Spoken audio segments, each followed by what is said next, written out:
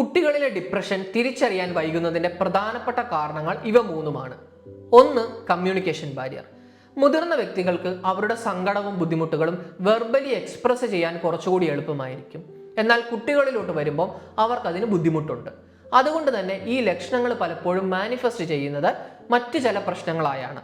ഉദാഹരണമായി സ്കൂളിൽ പെർഫോമൻസ് കുറയുക, ഉറക്കത്തിലും വിശപ്പിലും വ്യത്യാസം വരിക. ഇങ്ങനെ കാണിക്കുമ്പോൾ പലപ്പോഴും മാതാപിതാക്കൾ ഇതിനെ മിസ്ഇന്റർപ്രറ്റ് ചെയ്യാറുണ്ട്. രണ്ടാമതായി, സിംറ്റം ഓവർലാപ്പ്. ഡിപ്രഷനുള്ള കുട്ടികളിൽ കണ്ടുവരുന്ന പല ലക്ഷണങ്ങളും മറ്റ് പല പ്രശ്നങ്ങളിലും കാണാറുണ്ട്. ഉദാഹരണമായി ADHD. ഡിപ്രഷനുള്ള കുട്ടികളിലും ഇറിറ്റബിലിറ്റിയും റെസ്റ്റ്ലെസ്നെസ്സും കോൺസെൻട്രേഷൻ കുറവും ഒക്കെ പൊതുവെ കാണിക്കാറുണ്ട്. എന്നാൽ ഇതേ പ്രശ്നങ്ങൾ ADHD ഉള്ള കുട്ടികളിലും കാണിക്കാറുണ്ട്. സോ പലപ്പോഴും ഈ പറയുന്ന ലക്ഷണങ്ങളെ, അതായത് ഡിപ്രഷന്റെ ലക്ഷണങ്ങളെ ADHD ആയി മാതാപിതാക്കൾ പലപ്പോഴും തെറ്റിദ്ധരിക്കാറുണ്ട്.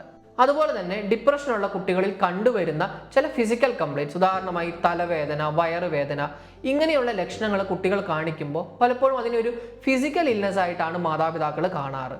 പലപ്പോഴും ഇതിലുള്ള സൈക്കോളജിക്കൽ എലമെന്റ് പല ആളുകളും ഇഗ്നോർ ചെയ്യാറുണ്ട്. മൂന്നാമതായി, ഡിപ്രഷനെ പറ്റിയുള്ള മിസ്കൺസെപ്ഷൻസ്.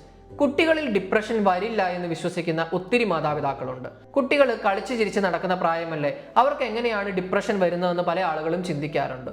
ഈ ഒരു മിസ്കൺസെപ്ഷൻസ് ഉള്ളത് കൊണ്ട് തന്നെ ഡിപ്രഷന്റെ ലക്ഷണങ്ങൾ കാണിക്കുമ്പോൾ പലപ്പോഴും മാതാപിതാക്കൾ അതിനെ ഇഗ്നോർ ചെയ്യാറുണ്ട്.